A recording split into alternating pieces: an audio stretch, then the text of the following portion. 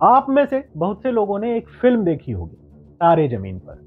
इसमें मुख्य भूमिका निभाई थी आमिर खान ने, और इसी फिल्म में एक बच्चा था ईशान, जिसने अहम किरदार निभाया था। फिल्म में ईशान अजीब हरकतें करता है, उसका पढ़ाई में मन नहीं लगता है, शब्दों को उल्टा सीधा लिखता है, यहाँ तक कि वो रंगों को भी नहीं पहचान पाता है। नमस्कार, मैं मनीष कुमार अंकुर खबर 24 एक्सप्रेस में आप सभी का स्वागत करता हूँ। ईशान का न तो अपने घर में पढ़ाई में मन लगता है और न ही बोर्डिंग स्कूल में वो कुछ भी ठीक कर पाता है। सौभाग्य से कला शिक्षक उसकी मदद करता है, उसके माँ बाप को उसकी बीमारी के बारे में बताता है। तब जाकर पता लगता है कि बच्चे को डिसलेक्सिया है, जिसके बाद वो उसकी क्षमता को पहचानने में मदद करता है। अब आप में से बहुत से लोग यही सोच रहे होंगे कि ये डिसलेक्सिया आखिर है क्या भला, इसका जीवन पर कैसे प्रभाव पड़ता है, क्या यह इतनी खतरनाक बीमारी है? तो आपको बता दें कि इस बीमारी से महान हस्तियां भी अछूती नहीं रही हैं। टेलीफोन के निर्माता अलेक्जेंडर ग्राहम बेल और वैज्ञानिक अल्बर्ट आइंस्टीन भी डिस्लेक्सिया से पीड़ित थे। हालांकि उन्होंने डिसलेक्सिया को कभी अपने ऊपर हावी नहीं होने दिया। भारत में 3 करोड़ से अधिक बच्चे डिसलेक्सिया से पीड़ित हैं, जहां लाखों रुपए डिसलेक्सिया से उभरने में लगते हैं। वहीं भारत में एक ऐसी शख्सियत है जिन्होंने एक वेब टूल की मदद से डिसलेक्सिया से पीड़ित बच्चों को निकालने में मदद की है। इसी पर हमने बात की है अल्पा निगम से, कैसे वो अनलॉकिंग लिटरेसी नामक वेब टूल से भारत में डिसलेक्सिया से पीड़ित बच्चों की मदद कर रही हैं। इस बेहतरीन कार्य में लैंग्वेज एंड लर्निंग फाउंडेशन यानी LLF भी अपना सहयोग दे रहा है। पहले आप अपना नाम बताएं। मेरा नाम अल्पा निगम है और मैं एक प्रधानाध्यापक पद पर कार्य कर रही हूँ प्राथमिक विद्यालय तिलौली गोरखपुर में जी। और फुल ब्राइट प्रोग्राम के तहत मैं रॉचेस्टर यूनिवर्सिटी में मैंने एक रिसर्च प्रोजेक्ट किया था जो कि डिसलेक्सिया पर आधारित है। तो ये 5 माह का कार्यक्रम था वहाँ पर, और जहाँ पर हमें बहुत सारे एक्सपीरियंसेस करने को मिले, तो उसी दौरान हमने डिसलेक्सिया पर काम किया। जी। क्या आप बता सकते हैं कि अनलॉकिंग लिटरेसी नामक जो आपका वेब पोर्टल है, तो भारत में डिसलेक्सिया से जो पीड़ित बच्चे हैं उनकी आप किस तरीके से मदद कर रहे हैं? हाँ, अगर हम डिसलेक्सिया को भारत के कॉन्टेक्स्ट में देखें तो इंडियन कॉन्टेक्स्ट में डिसलेक्सिया बहुत ही वाइडर उसमें देखा जा सकता है। जैसे रिपोर्ट्स बताती हैं कि 10 से 15% बच्चे भारत में डिसलेक्सिया से पीड़ित हैं। और एक लीडिंग न्यूज़पेपर की रिपोर्ट 2013 में आई थी, जिसमें उन्होंने इस बात को इंगित किया था कि हमारे 3.5 करोड़ बच्चे ऐसे हैं जो डिसलेक्सिया से पीड़ित हैं। इसी तरह से असर की रिपोर्ट्स भी ये कहती हैं कि लगभग 42.8% बच्चे ऐसे हैं जो अपने ग्रेड लेवल से नीचे के जो टेक्स्ट है उसको पढ़ पाते हैं। तो इस तरह से देखें तो हमारे बच्चे पठन को लेकर काफ़ी स्ट्रगल कर रहे हैं। उनका जो चैलेंज है वो किसी टेक्स्ट को पढ़ना, उसको समझ पाना, ये सारे चैलेंजेस बच्चे फेस करते हैं। और कई बार हम एक शिक्षक होने के नाते, एक अभिभावक होने के नाते बच्चों के इस समस्या को इस तरह से लेते हैं कि बच्चे ध्यान नहीं दे रहे, जबकि होता यह है कि उसके पीछे कुछ कारण होते हैं जिनकी वजह से बच्चों को पढ़ने में समस्या आ रही है। आप एक सरकारी शिक्षक हैं और होता है कि बहुत सारा समय नहीं मिल पाता, उसके बावजूद आपको ये कैसे ख्याल आया कि ऐसे उपकरण बनाने चाहिए, इस तरीके से काम करना चाहिए, ऐसे बच्चों के लिए काम करना चाहिए, उसमें थोड़ा सा हमारे दर्शकों को बताएं। जैसा कि हमने अभी आपको बताया कि एक पेरेंट या एक टीचर होने के नाते कई बार हम लोग ये गलती करते हैं कि बच्चों की पढ़ने लिखने की समस्या को ये सोच लेते हैं कि बच्चा ध्यान नहीं दे रहा, बच्चे खेल में ज़्यादा रुचि ले रहा है। तो हम बच्चे को अनावश्यक प्रेशर बनाते रहते हैं कि नहीं तुम पढ़ो पढ़ो, लेकिन उसके पीछे जो कारण है उनका पता नहीं लगा पाते। तो अक्सर करके हम लोग देखते हैं कि हम स्कूल में भी बच्चों के साथ स्ट्रगल कर रहे होते हैं।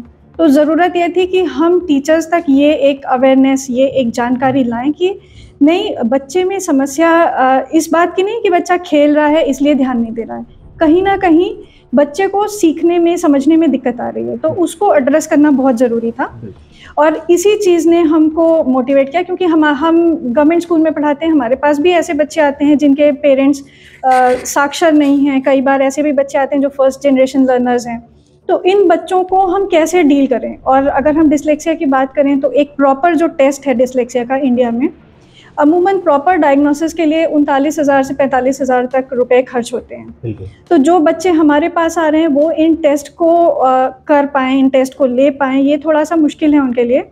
तो इस वजह से हमें लगा कि नहीं, हमें इन बच्चों के लिए कुछ काम करना चाहिए। इनके लिए एक डिसलेक्सिया आइडेंटिफिकेशन टूल बनाते हैं ताकि टीचर बच्चों को सपोर्ट कर सके, टीचर के पास भी एक आइडिया हो कि किस तरह से उन्हें सपोर्ट करना है, पेरेंट्स के पास भी आइडिया हो कि वो कैसे बच्चे को सपोर्ट कर सकते हैं। तो इस तरह से, इस वजह से हमने इस टूल का निर्माण किया। ये बहुत अच्छा काम आप कर रहे हैं।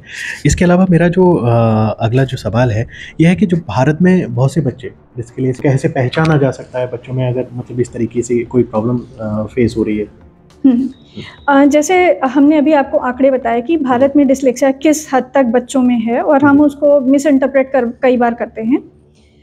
अगर हम बच्चों की बात करें तो आरंभिक स्तर जो है बच्चों के अर्ली आइडेंटिफिकेशन के लिए बहुत सही है, क्योंकि ये वो स्तर है, यानी कक्षा 2 से कक्षा 5 तक का, या कक्षा 1 से बात करें अगर, तो ये वो स्तर है, आरंभिक स्तर, जहाँ पर बच्चों को हम अगर जल्दी आइडेंटिफाई कर लेते हैं, उनकी समस्याओं को जल्दी पहचान लेते हैं, तो हम उनके साथ में कुछ इंटरवेंशन प्रोग्राम्स कर सकते हैं। और इस स्तर पर ऐसा कहा जाता है, और हमारी रिसर्चेस भी बताती हैं कि इस स्तर पर बच्चों की जो भाषाई कौशल हैं उनको बहुत अच्छे से हम विकसित कर सकते हैं।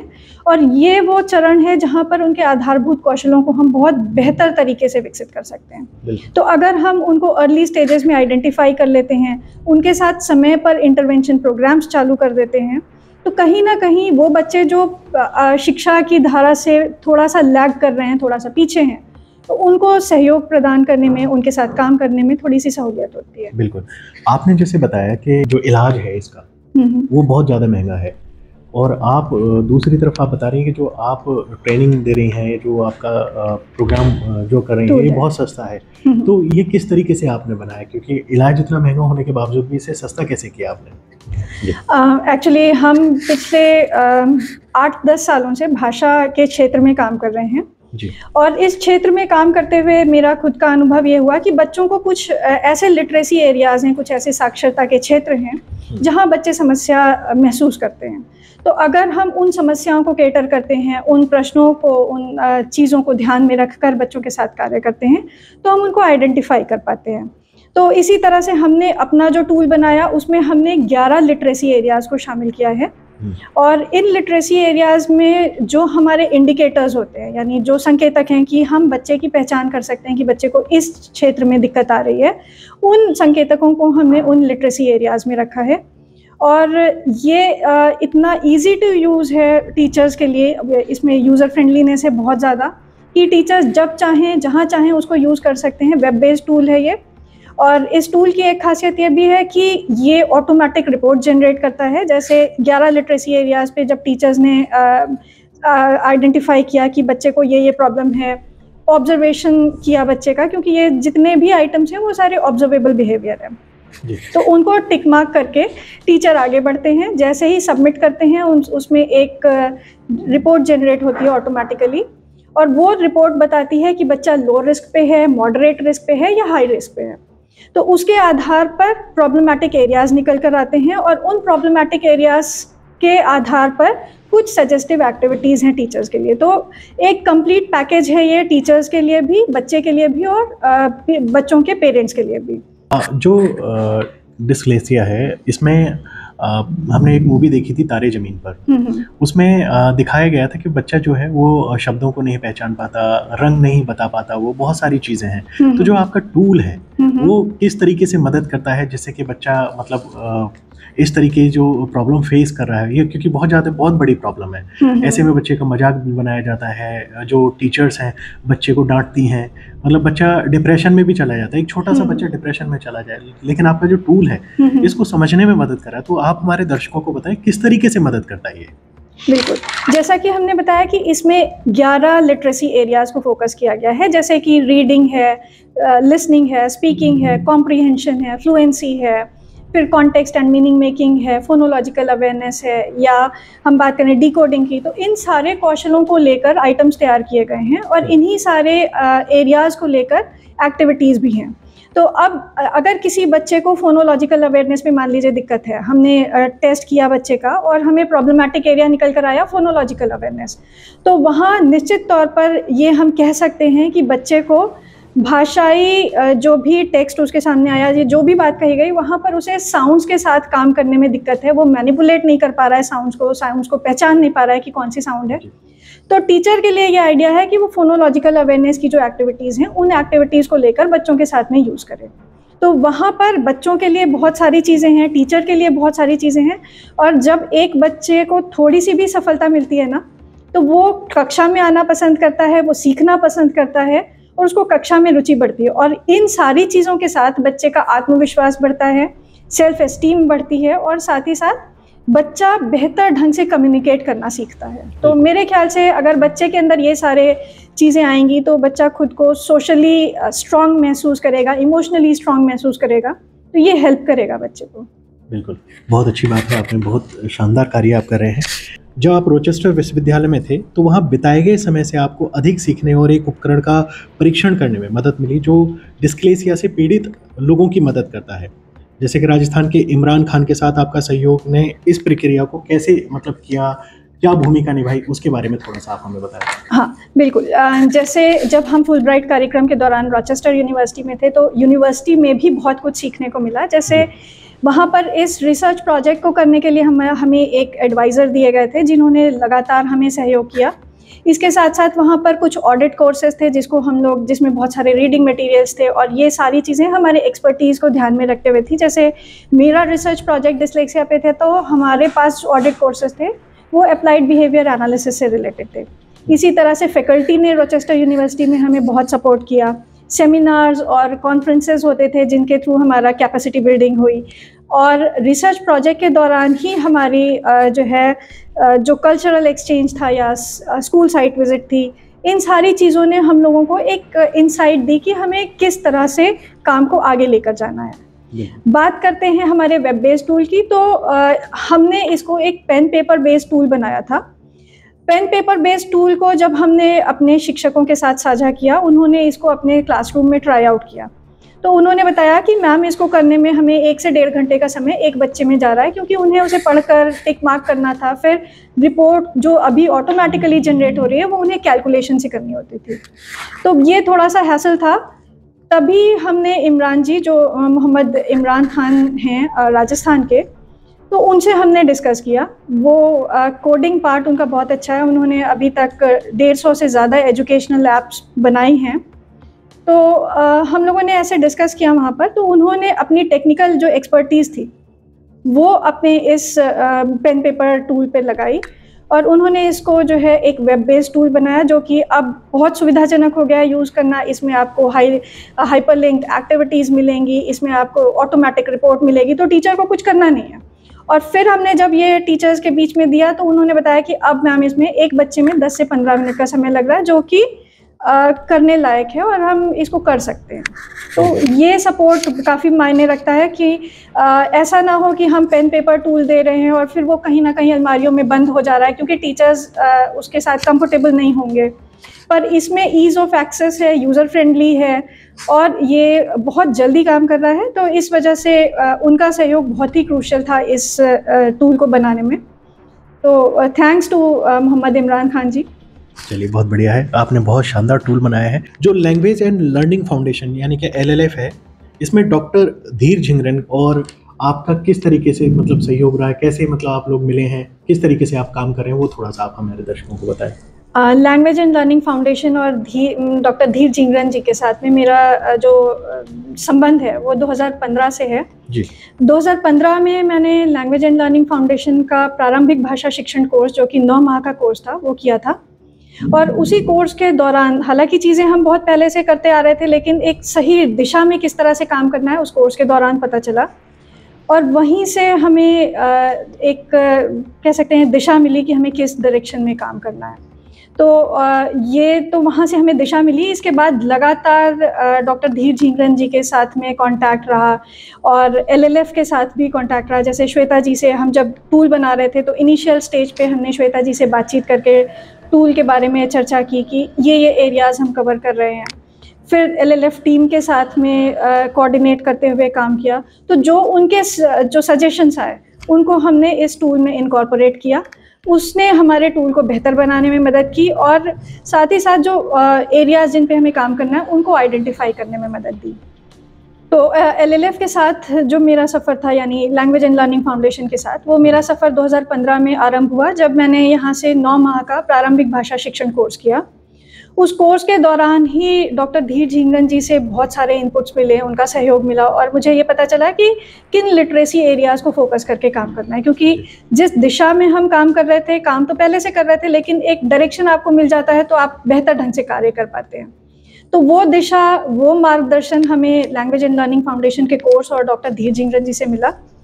इसके साथ साथ जब हम डिस्लेक्सिया टूल बना रहे थे तो टीम LLF ने काफ़ी सहयोग किया, क्योंकि हमने वहाँ पर उनके साथ में अर्ली स्टेजेस में इसको डिस्कस किया जब हम टूल का निर्माण कर रहे थे कि हम इन एरियाज़ को कवर करने वाले हैं, ये आइटम्स हैं हमारे इस टूल में। तो उनके फीडबैक को इनकॉर्पोरेट करते हुए हमने इस टूल का विकास किया। तो काफ़ी महत्वपूर्ण है उनका भी सहयोग और निरंतर 2015 से हमें उनका सहयोग मिलता आ रहा है, तो उसके लिए मैं उनकी आभारी रहूँगी।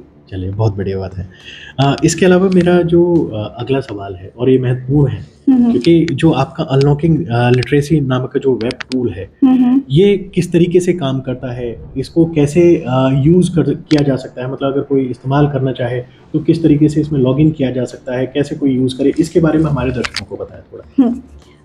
ये अभी तो वेब बेस्ड टूल है, तो इसमें हम पहले तो अनलॉकिंग लिटरेसी नाम का जो डिस्लेक्सिया स्क्रीनिंग टूल है, इस पर हम ऑनलाइन जाते हैं। यहाँ आपको देख रहे हैं, यहाँ पे टीचर्स के लिए कुछ इंस्ट्रक्शंस दिए हुए हैं कि वो इस टूल को कैसे यूज़ करेंगे। अब जब हम आगे बढ़ते हैं तो यहाँ पे हमें बच्चे का डिटेल भरना है, बहुत ज़्यादा डिटेल नहीं है, बच्चे का नाम और उम्र भरनी है। तो चूंकि ये टूल कक्षा 2 से 5 तक के बच्चों के लिए है, तो इसको हमने ये ध्यान रख के बनाया है कि ये 6 से 12 वर्ष तक के बच्चों के लिए काम करेगा। तो यहाँ आप इस एज ग्रुप को भर सकते हैं।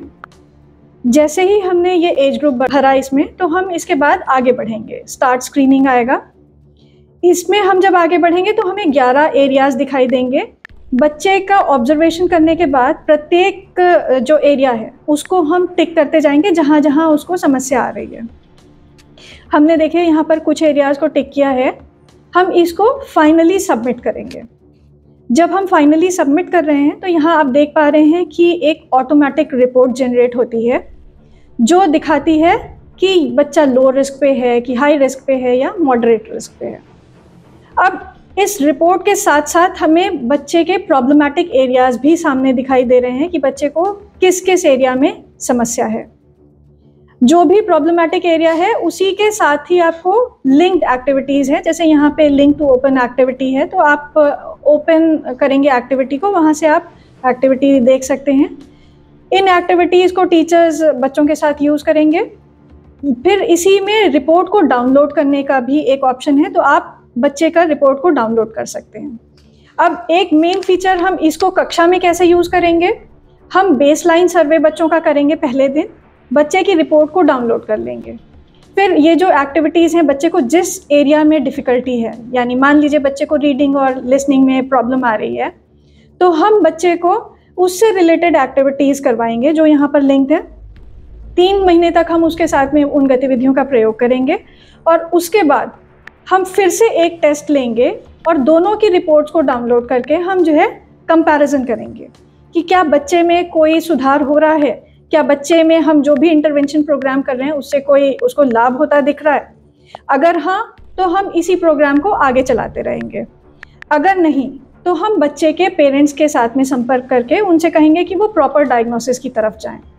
अब यहाँ पर मुख्य बात यह है कि हमारा ये टूल बच्चे को 24/7 सपोर्ट प्रोवाइड करता है, क्योंकि हम टीचर के साथ काम कर रहे हैं और टीचर्स जो हैं बच्चों के पेरेंट्स को भी, जिन बच्चों को समस्या आ रही है उन बच्चों के पेरेंट्स को भी ओरिएंटेशन करेंगे, ताकि वो बच्चे जो है घर पे भी अपने पेरेंट्स के साथ उन गतिविधियों को कर पाएँ और बेहतर ढंग से सीख पाएँ। तो ये जो 24/7 सपोर्ट है वो बच्चे को जल्दी सीखने में और बेहतर ढंग से सीखने में मदद करेगा। तो एक विद्यालय की जो 3 धुरियाँ हैं, एक शिक्षक, बच्चा और अभिभावक, ये तीनों को हम केटर करने की कोशिश कर रहे हैं। हमारे पास जो बच्चे आते हैं वो लोकल डायलेक्ट यूज़ करते हैं, यानी वो भोजपुरी परिवेश से आते हैं। तो जब हम भाषा की बात करते हैं तो उनके लिए हिंदी ही एक तरह से देखा जाए तो सेकंड लैंग्वेज बन जाती है, क्योंकि उनकी जो पहली भाषा है वो उनकी लोकल लैंग्वेज है।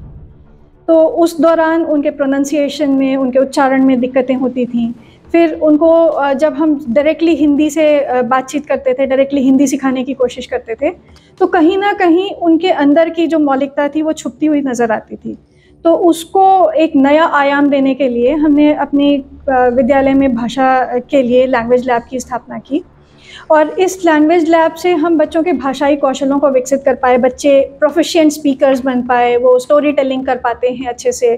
इवन बच्चे कविता पाठ करने के लिए आकाशवाणी गोरखपुर तक गए और साथ ही साथ एंकरिंग करते हैं। तो इस तरह के कुछ एनहांस्ड लिंग्विस्टिक स्किल्स हैं वो हम बच्चों में डेवलप कर पाए, और इसी के साथ साथ उनके उच्चारण को हम बेहतर कर पाए। तो जब बच्चा उच्चारण अच्छा से कर पा रहा है, बच्चा अच्छे से बोल पा रहा है, तो कहीं ना कहीं उसके अंदर कम्युनिकेशन स्किल्स हम बहुत अच्छे से विकसित कर पा रहे हैं, जो कि उसको आत्मविश्वास के साथ बोलने में, आत्मविश्वास के साथ अपने आप को प्रस्तुत करने में मदद करता है। तो इन सब चीज़ों के लिए, यानी हमारे विद्यालय में भाषा के लिए लैंग्वेज लैब की स्थापना के लिए हमें जो ये चैलेंजेस थे बच्चों के बीच जो आ रहे, उसने मोटिवेट किया। इसके साथ ही साथ हमारे कोर्स के दौरान एक LLF के एल्यूमनाई हैं और हमारे फ्रेंड भी हैं, अच्युत गोविंद जी, उन्होंने बहुत मोटिवेट किया कि हम अपनी कक्षा में इस तरह का प्रयोग करें। तो उस प्रयोग के दौरान हम लोगों ने इसको अपने कक्षा में एस्टैब्लिश करने की कोशिश की, अपने विद्यालय में लगाया, और जिसके फ़ायदे हमें अपने स्कूल में दिख रहे हैं। आप भविष्य में अनलॉकिंग लिटरेसी टूल के साथ क्या करने की योजना बना रही हैं? आपको क्या लगता है कि इससे भारत में डिस्लेक्सिया से पीड़ित बच्चों को कैसे मदद मिलेगी? तो सबसे पहले तो ये कहना चाहूँगी कि अगर अनलॉकिंग लिटरेसी की बात की जाए या डिस्लेक्सिया के आइडेंटिफिकेशन की बात करें, तो इस पे मेरा रोल अभी हम जब देख पा रहे हैं तो बहुत बड़े तौर पर हम देख पा रहे हैं कि सबसे पहले तो हमें अवेयरनेस कैंपेन्स चलाने होंगे, जो कि बच्चों के पेरेंट्स के लिए भी होंगे और टीचर्स के लिए भी, क्योंकि कई बार हम शिक्षक भी इस बात से अनभिज्ञ होते हैं कि बच्चे को समस्या क्यों आ रही है।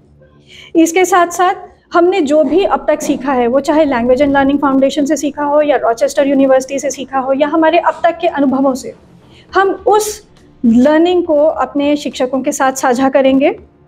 इसके साथ साथ डिस्लेक्सिया से जो पीड़ित बच्चे हैं उनको एम्पावर करने की पूरी कोशिश रहेगी मेरी, ताकि हर बच्चा जो कक्षा में है वो सीख सके, और उसके लिए जो हमें प्रैक्टिकल सॉल्यूशंस हैं उनके साथ हम कैसे कक्षा में बच्चों के साथ काम कर पाएँ, उन प्रैक्टिकल सॉल्यूशंस को टीचर्स के साथ साझा करना। तो ये एक बहुत बड़ी जिम्मेदारी है मेरे ऊपर, और इसके लिए हमें कई तरह से काम करना होगा, जैसे कि हमें टीचर्स के लिए कुछ ओरिएंटेशन वर्कशॉप्स करनी है। इसके साथ साथ हम उनके साथ में डिस्लेक्सिया टूल को कैसे वो कक्षा में यूज़ करेंगे, इसके लिए भी हमें हैंड्स ऑन ट्रेनिंग उन्हें देनी है। इसके साथ साथ वो बच्चों के पेरेंट्स को कैसे ओरिएंटेशन उनका करेंगे या उनको कैसे जागरूक करेंगे, इसके बारे में एक समझ देनी है।